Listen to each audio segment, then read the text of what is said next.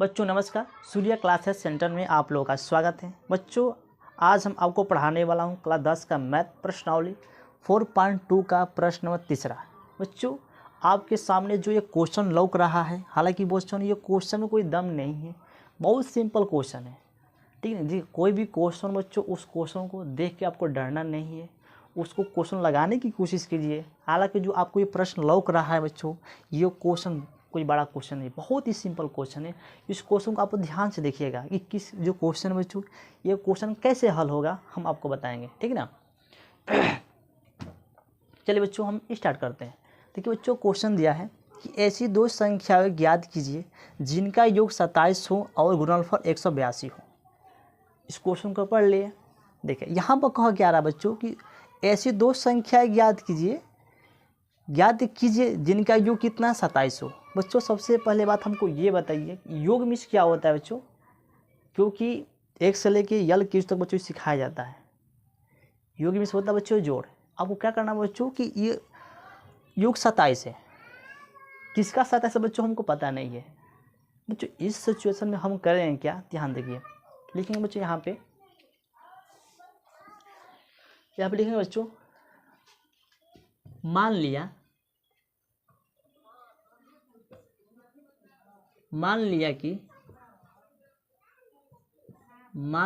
कि पहली संख्या बच्चों क्या है, पहली संख्या बच्चों क्या मान लेंगे हम, x मान लेंगे, ठीक। और लिखेंगे दूसरी संख्या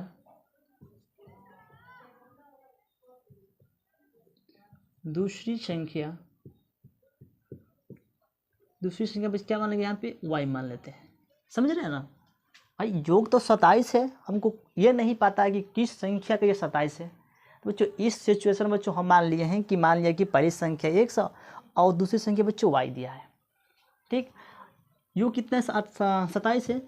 यहाँ पे करेंगे क्या बच्चों, ध्यान दीजिए। लिखेंगे x अब प्लस y, इसका भी बच्चों इसका योग 27 है, समझ गए ना, इसका 27 है।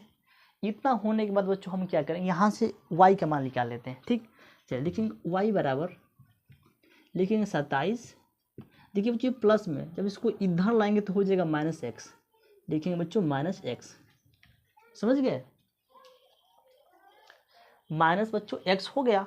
अब चलेंगे आगे, यहाँ पे दिया है और गुणनफल 182 हो, गुणनफल यानी गुणा, यहाँ पे x y का गुणा कर लेंगे।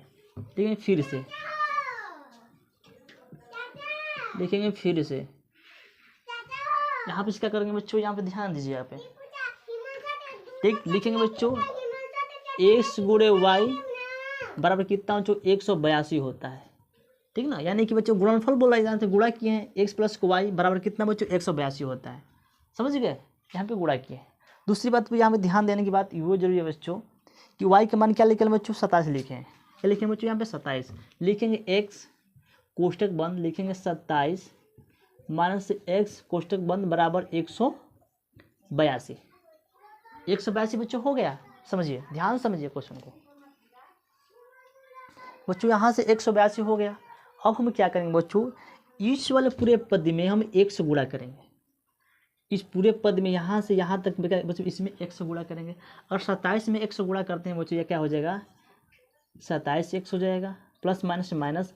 अगर x में गुणा करेंगे तो हो जाएगा x² बराबर 182, समझ गए। कितना हो गया, देखिए आप हमें क्या करेंगे, x को आगे ले जाएंगे, लिखेंगे यहाँ पे माइनस के x², समझ गए। और लिखेंगे प्लस के यहाँ पे 27x, इसको इधर ले जाएगा माइनस के 182 हो जाएगा बराबर 0, बराबर 0। इसको पहले क्वेश्चन को उतार लीजिए।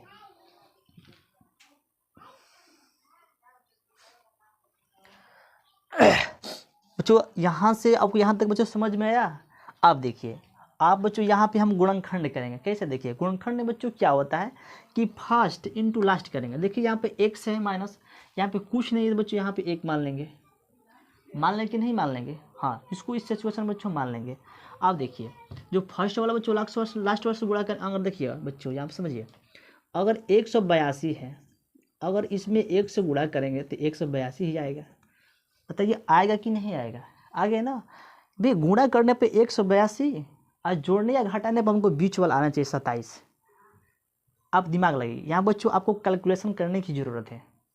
अब देखिए, अगर बच्चों हम 14 में 13 से गुणा करेंगे बाबू तो 182 आता है।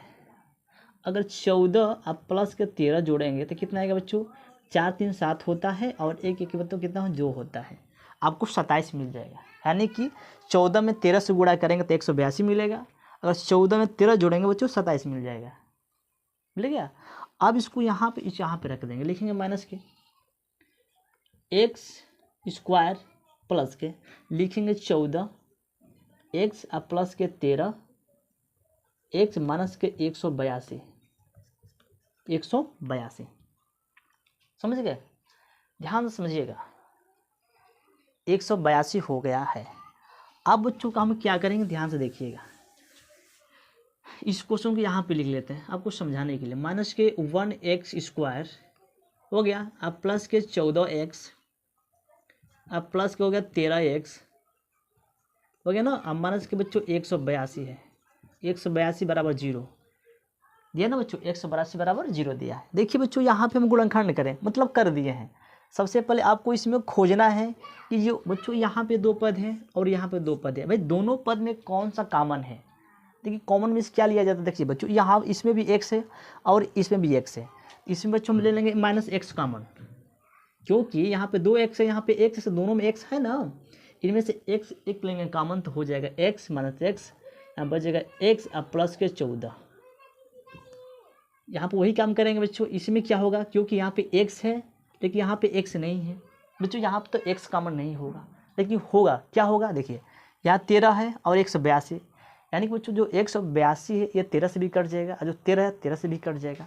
इसमें 13 ले हम कॉमन, प्लस का हो जाएगा 13, क्या बचेगा यहाँ पे x माइनस के 14, चलिए यह प्लस बच जाएगा ना,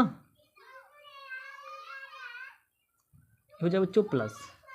ठीक, अब देखिए इसको क्या करेंगे बच्चों, ध्यान दीजिए, इसको हम उतार लेते हैं साइड में।